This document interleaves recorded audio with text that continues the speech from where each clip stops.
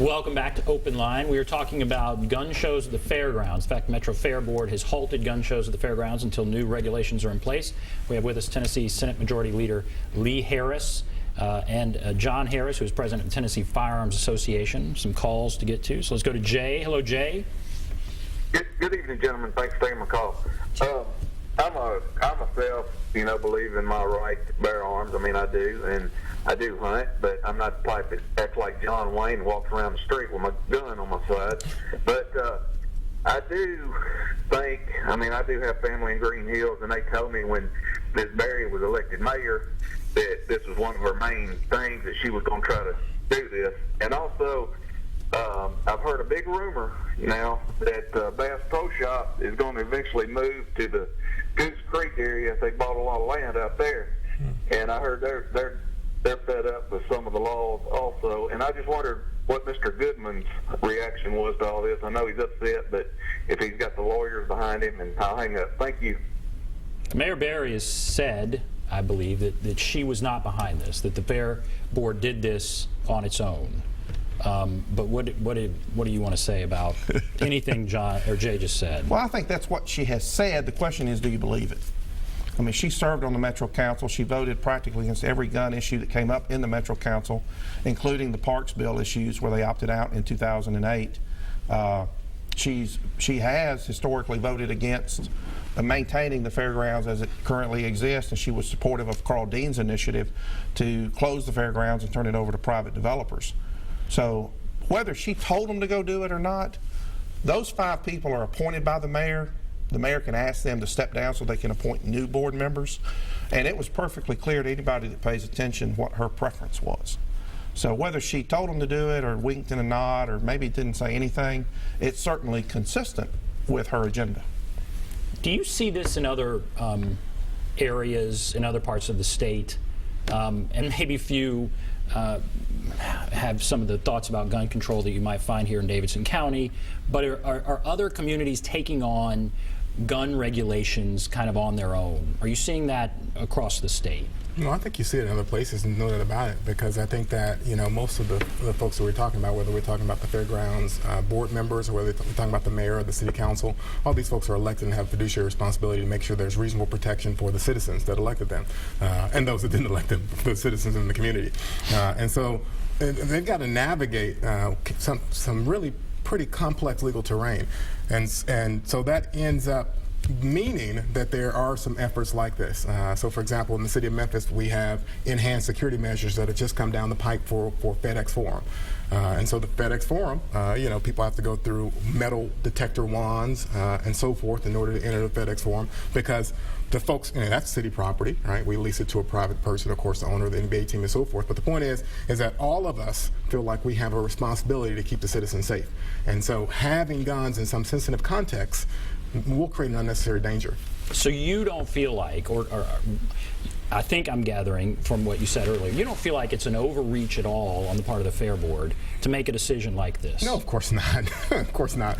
In the Second Amendment, the right to bear arms is not a right to do anything anytime you want to, and buy arms anywhere you want to buy them. So that's, so no, it's not an overreach. The fact is as I understand this case from the media reports and so forth, that there was a concern that criminals were able to buy guns from the fairgrounds property. Now that's city-owned property. Now the city of Nashville cannot be a party to criminal misconduct. And so to the extent they found credible evidence that criminal activity was going on city property, they have got to do something about it. There's almost no other option. I mean, in fact, if the city of Nashville finds out there's criminal activity going on anywhere, even on private property, in many cases they've got to do something about it. You've got to shut down a drug house, for example, if you find out where it is. You've got to stop it, because it puts people in danger, unnecessary danger, and if you've got the means to do something about it, you got to do it. So sure. And John, they said it's not a permanent shutdown. They said until new rules are put in place. It sounds like what they are focused on, again, is that the so-called gun show loophole, an imperfect term, but where there is not a background check for private gun sales. If everyone's in agreement that no one wants felons to get guns, and is that a problem? If they had some rule that prevented that kind of thing, then you reopen. I mean, is everything, how do you feel about that? Well, they can't pass such a rule or regulation because of the State Preemption Act. They can't regulate the transfers. You know, and that's going to be their problem. No matter what they want to do. Now, did they have other options? They could have sent more police in. You got a drug house or a drug area, Nashville, Memphis, wherever. You send in flex units. You send in more law enforcement to observe. You know, if you're selling illegal drugs in Nashville, you don't close all the pharmacies. You know, what you do is you send flex units in to focus on where the criminal activity is taking place, but you don't disenfranchise all the other voters or all the other gun owners or all the other citizens from having access to prescription drugs at pharmacies or guns at gun shows. But I guess I'm back to where I was, but my thought on that is what is happening is technically not illegal because there's not a requirement for there to be a background check on these private It is so illegal on the purchaser. You send in police, but what are they going to do? I guess they would have to run background checks. They're going to, well, they can't necessarily do that. The most they can do is be there to monitor. And if somebody reports that, hey, that was an illegal sale, that this person was turned down when they tried to make a retail purchase at this dealer. I mean, they can be caught because that's how you catch them typically, is an attempted purchase is denied and they walk over here and buy one in a casual sale. That could be prosecuted on the spot. And keep in mind, ATF has historically had officers at these shows. Metro law enforcement has officers at the shows. Some Metro law enforcement are off duty and work for gun dealers, and they're at the shows in dual capacities. All right, let's go back to the phones. Chris, hello, Chris. Yes, sir. Go right ahead. Okay, in the past I have been to gun shows, and I have seen guns sold between one person and another. I would never do that, but I have seen it happen. The gentleman that sold the gun, though, asked the person for their Tennessee handgun permit, and once they saw the handgun permit, they looked at the person, they checked the date, and they did whatever was necessary and made their deal. Okay.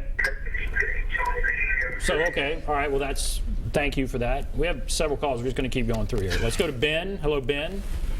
Yes, hello, this is Steve. Go right ahead. Thank you. I think it's ludicrous because there are almost 700,000 handgun permit holders in the state of Tennessee. My wife went out there and I went out Sunday and attended, and they were checked, just thousands of people like it was on Sunday, and it's generating money for the fairgrounds. But there are people who are scared as it relates to ISIS and other involvement. And my wife and I have our handgun permits. You have with you John I. Harris, and he helped get the original several years ago handgun permits through the state legislature. Right. Okay. Of which I did. I handled the bill. And I'm proud of it. And people were doing the background checks on Saturday and on Sunday. So that 700,000 is certainly going to go up because they're being trained. And that is a money maker. Definitely a money maker. Definitely lots of people. He brought up another point about, all right, they're concerned. People are concerned about ISIS, and that goes all kinds of ways. People want guns because of ISIS, but people are also concerned that this is a way that someone, again, without a background check, could obtain a weapon. They could go to a gun show and not have the sort of regulation that you would have at a licensed dealer, and they could get a gun. But what do you want to say there? Oh, I was just going to say, I think the caller made a good point that there are several 100,000 permit holders in the state of Tennessee. It is not an area where we fall behind. In fact, we're in the top half when it comes to permit holders. About 1 in 10 Tennesseans or 1 in 12 Tennesseans have a permit. But what we do fall in the bottom half is with respect to accidental shootings, with respect to domestic violence, with respect to gun deaths, with respect to suicides by gun. That's where we are doing woefully. That's where we could use improvement. It's not in the number of places where you can buy a gun. It's not in access to a lawful permit. There are plenty of Tennesseans that have guns and have permits, more than most states in the union. But what we need to focus on is accidental shootings, the gun violence, and the domestic violence, which is where there is a lot of room for improvement. What do you think about that? Well, first I'd like to, and the listeners may not have heard, but that was State Representative Ben West Jr. that was on the phone. Okay, great. Well, State Representative. And Ben was a member of the Democrat caucus back, I think he served for 26 years. His father was one of Nashville's original mayors. And he's right. He was there during most of these battles about what the gun laws ought to be, and was there when that preemption statute was written. And you got to thank him a lot for all the effort he and his family put in over those years. Because, as Senator, you know, it's a tremendous burden to serve in the General Assembly, just in terms of a commitment of time. I think we definitely agree with that. I agree on that. There's no doubt that there are, we've got a lot of guns in Tennessee. There's a lot of guns in every state in the South.